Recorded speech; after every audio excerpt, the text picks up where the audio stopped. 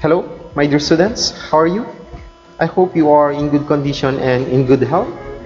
This lecture video will process Unit 1 of your module in Assessment and Learning 2, which is the authentic assessment in the classroom. But before I start this lecture, I will present first the rules in dealing with this lecture video. First, do not capture or record any portion of the lecture video. Second, do not upload any portion of the lecture video in Facebook, Messenger, YouTube, and other media platforms. This lecture video is intended only for the consumption of you, my dear students. And please do not share the link to other students and teachers. Okay, so these are the learning outcomes for this lecture. First, define authentic assessment. Second, compare and contrast authentic assessment from traditional assessment. Third, apply the attributes of authentic assessment in the selection and development of assessment tools. And make connection between the 21st century learning skills to authentic assessment. Before I discuss authentic assessment, may I just refresh you on the importance of assessment of learning. Assessment of learning focuses on the development and utilization of assessment tools to improve the teaching-learning process. Yes, my dear students, one of the main purposes of assessment is to improve the instruction the teachers. Teachers need to find out if the learners are actually learning as a result of teaching. Teachers need to find out if there are changes on learners' behavior related to personality, social skills, interests, learning styles, among others. This will show us whether the teaching has been effective, which is ultimately the most important issue. Assessment is an integral part of the teaching-learning process. Results of students' assessment or evaluation serve as guide in improving our instruction.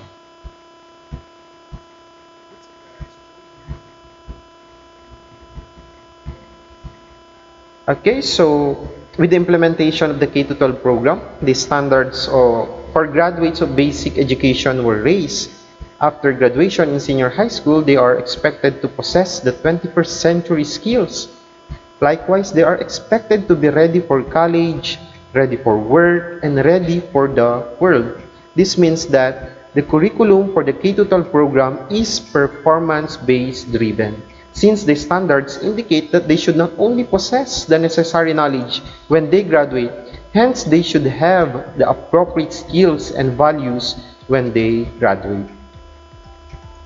The way teachers assess learners' performance have drastically changed since the transition to K-12 curriculum from written test-driven grades to performance-based assessment. This could be observed in the grading system of the grade 1 to 10, which is indicated in DepEd Order Number 8, Series of 2015. Performance task is given the highest percentage in English, Filipino, Araling Panlipunan, Edukasyon sa Pagpapakatao, which is 50%. Makikita nyo yan sa table na nasa presentation ko. While written work is 30% and quarterly assessment is only 20%. Itong quarterly assessment na to, ito yung periodic exam. Noon, na ito yung pinakamataas, di ba? Pero ngayon, it's performance task. Tingnan nyo din sa science and math. In science and math, performance task has the same weight with the written work, which is 40%, while the quarterly task, which is 60%, while the quarterly assessment is 20%. So sa science and math, ang written work at performance task ay parehas na 40% and quarterly assessment is again only 20%. Kumbaga ito yung major exam natin. Pero ngayon, ito na yung pinakamababa at mas mataas na ang performance task. On the other hand, MAPE and TLE have the highest weight for performance task, which is 60%. While written work and quarterly assessment are both 20%. Ito, magi-justify ito na 60% ang MAPE and TLE kasi ito naman talaga yung nature ng subject, more on performance-based sila. This means that teachers are required also to use authentic assessment to satisfy the standards of the Department of Education for the K-12 program. These standards and grading system of the K-12 program implies that as future teachers, you should be able to develop and utilize authentic assessment tasks. This also means that you should not delimit your assessment of learning through test scores in pen and paper or traditional assessment.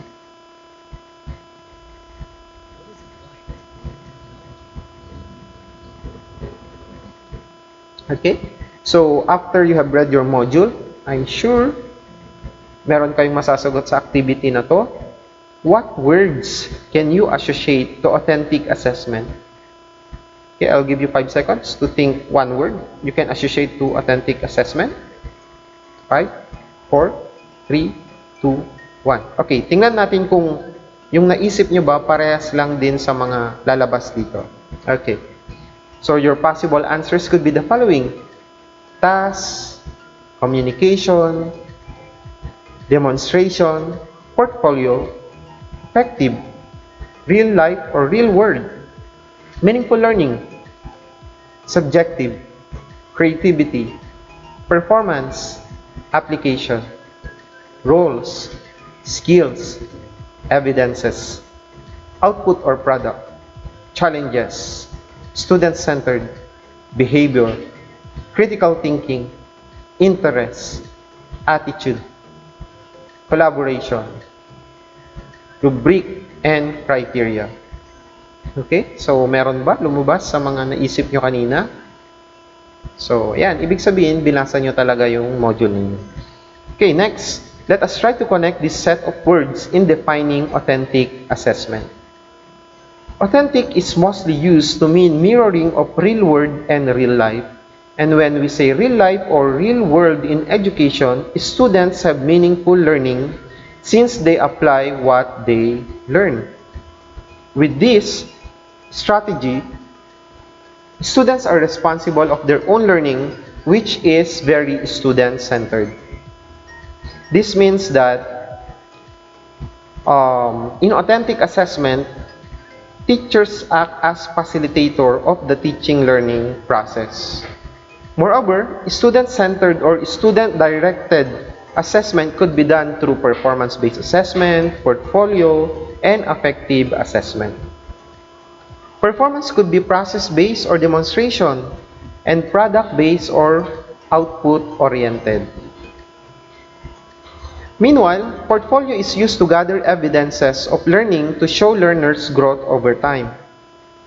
The different skills of the student should be flourished both in performance-based assessment and portfolio assessment through series of tasks, roles, and challenges. When students are given real-life tasks, their affective domain is also developed. Consequently, students' attitude, behavior, and interests are tested and discovered.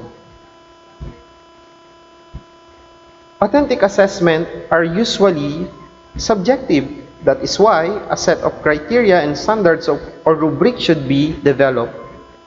Higher order thinking skills should be evident in the rubric. The authentic assessment tasks given to students should require them to use critical thinking, creativity, collaboration, and communication. These are the 4 C's of 21st century learning skills. So ayan, pinag-connect natin kanina yung mga words na naisip ninyo kung marinig nyo ang authentic assessment. Okay, so these are the definitions of authentic assessment according to different authors. The term authentic assessment was first coined in 1989 by Grant Wiggins in K-12 educational context. According to Wiggins, authentic assessment is a true test of intellectual achievement. Makikita nyo yung definition niya talaga, it's a true test. Authentic assessment are results in a product or presentation that has meaning or value beyond success in school. That is according to Wiggins, year 2006. Authentic assessment emphasizes connections between assessment, learning, and real-world issues.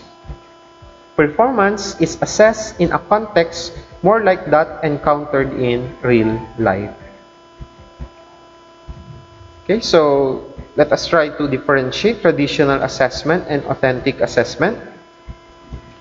In traditional assessment, it is more on selecting a response. Students are typically given several choices such as A, B, C, and D for multiple choice, true or false for alternative response, and responses in matching type, and you are asked to select the right answer. In contrast, authentic assessment asks students to demonstrate understanding by performing a more complex task usually representative of more meaningful application. So dito sa authentic assessment, more on performing a task, mas meaningful ang learning dito. Diba? Kasi they're given the chance to apply the theories and knowledge they learn. Next, ito, contrived and real life. In traditional assessment, it is contrived, while in the authentic assessment, it is real life. Parang imagination versus reality, di ba? So, sa traditional assessment, kasi pag nagbibigay tayo ng mga situations, mas, kahit sa multiple choice, magbigay tayo ng mga situations, of course, ginagawa lang ng mga bata, ini-imagine nila itong mga situations na to. Pero sa authentic assessment, i-expose mo sila sa totoong situation. Kaya nga sinabi natin, it is real life. It means that you expose the students in real life situations where they will be able to apply the learned knowledge and theories in dealing with challenges and solving problems. In that case, magiging critical thinker sila and problem solver at the same time. Next, recall and recognition, and sa authentic, construction or application. In traditional assessment, it requires more on remembering and comprehension. If students are asked to recall or recognize facts and ideas and propositions in life, so tests are somewhat authentic in that sense. However, the demonstration of recall and recognition on tests is typically much less revealing in traditional assessment. Unlike in authentic assessment, students are asked to construct a product or performance out of facts, ideas, and propositions. Gaya nga ng sinasabi natin kanina, mabibigyan sila ng chance to apply the theories they learned, the knowledge they learned, diba? The facts and ideas, the propositions they learned. Bibigyan sila ng chance to apply it. Next, teacher-structured, traditional, and authentic is student-structured. Traditional assessment is teacher-structured, while authentic assessment is student-structured. Traditional assessment is teacher-structured since he or she developed the test. So, he or she, or the teacher rather, has the authority what and how it will be constructed. I mean, the assessment tool, he or she has the authority to how or what and how it will be constructed. And the task of the students is just to answer what has been prepared by the teacher. So, ganun lang. Diba? So, more on teacher structured talaga siya. In contrast, authentic assessments allow more students choice and construction in determining what is presented as evidence of proficiency. Ang nangyayari kasi sa authentic assessment, binibigyan mo sila ng task and then bahala sila kung paano nila i-interpret. In that case, madidetermine mo yung mga interest ng mga bata, madidetermine mo yung level of knowledge nila on that task. Diba? So, hindi lang through scores lang, makikita mo yung personality nila at the same time, yung skill nila. Okay? Next is indirect evidence for traditional and direct evidence for authentic. Traditional assessment shows indirect evidence, while authentic assessment shows direct evidence. Traditional assessment is more on the results or test scores in pen and paper tests, which is sometimes not reliable if the test is not constructed properly and if there are problems in administering the test which leads to cheating, di ba? So, indirect evidence talaga siya kasi nakadepende talaga yung result sa pagkakakonstruct ng test and at the same time kung paano na-administer. In authentic assessment, since they are applying the learned theories and knowledge in real-life situations, evidence of learning is direct. Okay, so yan, discuss natin yung pagkakaiba ng traditional and authentic. Next is the 4 C's of 21st century learning skills. My dear students, napaka-importante ng 4 C's na ito, which is critical thinking, creativity, collaboration, and communication sa authentic assessment. Why? because these skills should be developed among the students, especially with the implementation of the K-12 program where DepEd targets to produce graduates who are college ready and work ready. 'Di ba? Paano mo naman paano ka makakapag-produce ng college ready and work ready ng mga students kung hindi mo i-develop tong apat na thinking tong skills na to? In this case, critical thinking and creativity or having global competence and competitiveness are crucial so they can contribute in their workplace or company, essential ways to improve their service and solving problems related to work. Students should be trained to become problem solver, adaptive, and innovative. So dapat hindi lang tayo mag-develop ng mga estudyante na ang alam lang nila is yung mga routinary work. Dapat makapag-ambag sila kung paano mapaganda yung proseso nila sa office nila, paano ma-solve yung mga problems nila sa office nila through critical thinking and their creativity at the same time. Collaboration. My dear student, no man is an island. Collaboration is important because they will work with other people. Practicing collaboration and teamwork helps students understand how to address a problem and decide the best course of action.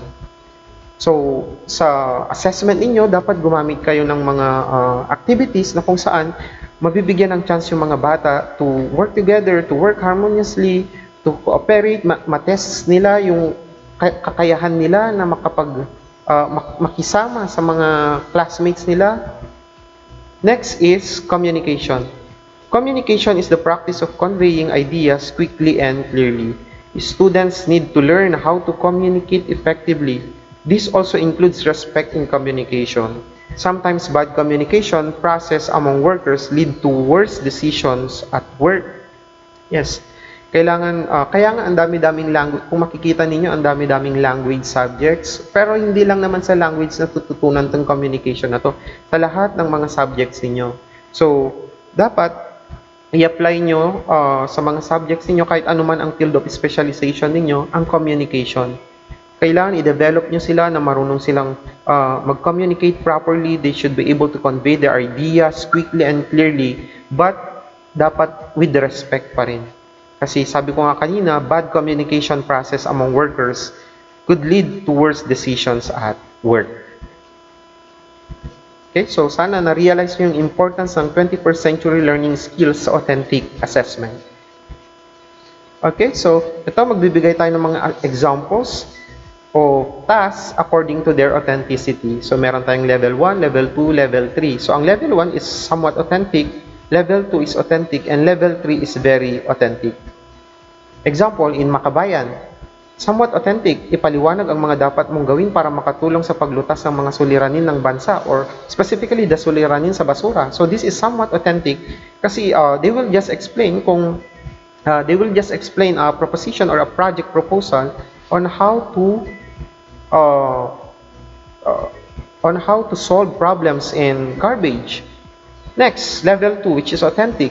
Gumawa ng isang plano para sa isang gawaing makakatulong sa paglutas ng suliranin ng bansa or suliranin sa basura. Yung kanina, you just explain your ways how to solve problems in garbage. But sa authentic assessment, kailangan na nilang gumawa ng isang plano or project proposal para masolusyonan ang problema sa basura. Pero ito yung pinaka-authentic, my dear students. Isagawa ang naisip na proyektong makakalutas sa isang suliranin ng bansa, suliranin sa basura, at ilahad sa klase ang naging resulta nito. So, di ba, ito yung pinaka-authentic talaga kasi i-expose mo na sila sa community. Expose mo na sila, kailangan magawa nila itong project na to, and at the same time, kailangan may feedbacking, ano yung naging resulta nito. Next, communication arts. Somewhat authentic, read then summarize the story of the turtle and the monkey, then write the lesson that you have learned from it. Authentic, read any story you want, summarize it, and then write the lesson that you have learned from it. So makikita nyo yung pagkakaiba. Yung level 1, ikaw ang nag-provide ng story. But in level 2, you let them choose their own story. Siyempre makikita mo yung interest ng mga bata dito. Makikita mo kung ano yung personality ng mga bata based on their choices. For example, pinili nila ang The Casa of Amontillado. So, parang somewhat mysterious na mga batang ito. Another, pinili nila ang Romeo and Juliet. O, di ba? So, siguro, napafascinate sila sa mga love stories. Ayan, makikita mo yung mga interest ng mga bata. Pero ang pinaka-authentic, my dear students, is this. Write your most memorable experience and indicate the lesson that you have learned from it. So, kanina, story ng existing story, pero dito na sa level 3, your own story, their own stories. 'Di ba? So, and then, they indicate the lesson that they learned from that experience. 'Di ba? Pinaka-authentic yun kasi sariling kwento na nila. Next, mathematics. Somewhat authentic. Solve word problems involving addition. So akala nyo yun ang pinaka-authentic, 'di ba? Kapag solving word problems in mathematics, no. In level 2, pwedeng gumawa sila ng sarili nilang word problem given an addition sentence or given the equations or given the numerical values, then they will solve it. Next, very authentic. Construct a word problem on addition that you encountered in real life and show your solution to this problem. O, diba? So, sila na ang gagawa ng sarili nilang word problem based on their experiences. So, ito yung level 1, level 2, level 3. Maganda talaga to sa mathematics kapag i-allow natin yung mga estudyante na mag-create sila ng mga sarili nilang word problems. Next, example in science. Somewhat authentic. Explain the steps when manipulating the microscope in examining the body parts of a tiny animal. So, verbal lang to, di ba? They will just explain how to manipulate a microscope in examining a body part of a tiny animal. That's it. That is somewhat authentic. Level 2, demonstrate how to use microscope in examining the body parts of a tiny animal. So, dito meron ng demonstration na mangyayari. So, meron na silang hawakan ng microscope, ipapaliwanag nila kung paano nila i-examine ang isang body parts of a tiny animal. Siyempre, mas authentic yun kaysa yung kanina na verbal lang siya. I-explain niya lang yung steps kung paano mag-manipulate ng microscope. Pero ang pinaka-authentic, my dear students, is this, is to get any specimen, examine this using the microscope. Again, madidetermine mo dito yung mga interest ng mga bata, ano yung gusto nilang pag-aralan. Baka naman hindi naman parts of a tiny animal kasi ang gusto nilang pag-aralan sa microscope, 'di ba? Gusto nilang pag-aralan yung parts ng leaves, ng roots, and kahit ano pang mga specimen na pwede nilang pag-aralan. Makikita mo yung interest ng mga bata sa ganito. Hindi yung i-delimit mo lang kung ano yung gusto mong ipa-examine sa kanila. So, yan ang pinaka-authentic, dear students, na piliin nila kung ano yung gusto nilang pag-aralan sa microscope. Next, example in professional education subjects. Ang professional education subjects ay parang ito, assessment. This is professional education subject. Teaching profession, that is professional education subject. Pero ang example natin dito is in assessment of learning. Less authentic. Do an oral presentation of the process in developing and validating a cognitive test. So, oral presentation lang siya, i-explain lang nila yung process ng pag-develop and pag-validate ng cognitive test. We already discussed this on how to develop and validate a cognitive test. Na-discuss na natin ang content validity, face validity, di ba? Yung mga rules in constructing multiple choice, true or false, and other teacher-made tests. Authentic. Critique an existing test instrument in terms of its validity and reliability. So this is more authentic kapag pinakritik mo yung mga bata, magbigay ka sa kanila ng existing na test instrument na, and then i-critic nila kung ano yung mga rules na na-violate sa pag-construct ng test na ito. Kaysa sa i-explain nila kung paano yung process, di ba? Give them an existing test instrument and they should be able to determine the violations on that test. But ang pinaka-authentic is this, to develop a valid and reliable instrument and administer it to the target users. Yes, my dear students, hayaan mo silang gumawa ng test and then i-undergo nila ng validation, reliability test. O, di ba, mas authentic yun. On that case, makakagawa na din sila ng research. Pwedeng gawing research din kasi yun. Once na ma-validate nila, ma-reliability test nila yung instrument na na-develop nila. That is an example in professional education subject. specifically assessment of learning. Next, administrator or admin. Less authentic, make a program proposal on a given topic following the format given. So you let them make a program proposal given a topic, and you also give them the format. Authentic, make a program proposal to address an express need for submission and oral defense. So maganda rin to kapag nagpagawa ka ng program proposal, pwedeng i-express nila yung need for submission and oral defense, and at the same time, mag-conduct ka talaga ng totoong oral defense para sa mga program proposal nila. Next, pero ang pinaka-authentic sa lahat is to implement a personally designed program to address an express need, then evaluate the results. So, hindi mo lang basta-basta i-implement. Kailangan mong i-evaluate din kung naging effective ba, meron bang change sa community or sa mga tao na pinag-applyan mo tong proposal na to or project na to. So, yan yung example natin sa administrators. So, that's it, my dear students. Done na tayo sa Unit 1 of your module. So, sa feedback giving natin or feedbacking natin, next meeting, prepare on the following questions or tasks in our synchronous meeting. First, what is the significance of authentic assessment to teachers, learners, administrators, and parents? So, siguro sa dami nang na-discuss natin about authentic assessment, alam niyo na kung ano yung importance or significance ng authentic assessment sa mga stakeholders na to. Why is authentic assessment essential in your field of specialization? So, ito yung gusto kong marinig later sa inyo, sa synchronous meeting natin. Bakit importante ang authentic assessment sa field of specialization ninyo? Sa English, bakit importante? Sa Science, sa TLE, sa BTLED, BTBTED. Third, list authentic assessment tasks in your field of specialization. So, dapat makapagbigay kayo ng mga examples ng authentic assessment in your field of specialization. For English, baka debate, di ba? So, ang writing ba, authentic assessment yan? Tatanungin ko lahat yan sa inyo, and you should be able to defend kung bakit i-consider natin na authentic assessment ang essay. Authentic assessment ba yun? Okay? So, sigurado sa TLE, sa BTBTED and BTLED, marami kayong maibibigay na authentic assessment. Pati rin sa Science, kasi usually nagpapa-experiment kayo, pero you need to specify kung ano yung mga experiment na yun.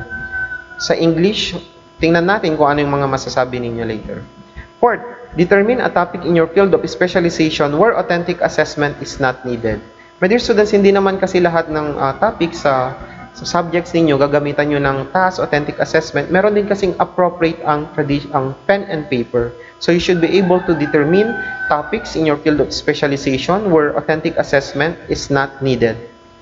And last, you should be able to determine a topic in your field of specialization where authentic assessment is needed. So mag-list kayo ng mga topics kung ano yung talagang kailangan ito ng authentic assessment. Okay, so prepare nyo yan. Yan ang assignment ninyo for our next meeting, which will be done through synchronous meeting, specifically Google Meet. Okay, so thank you, my dear students. See you next meeting.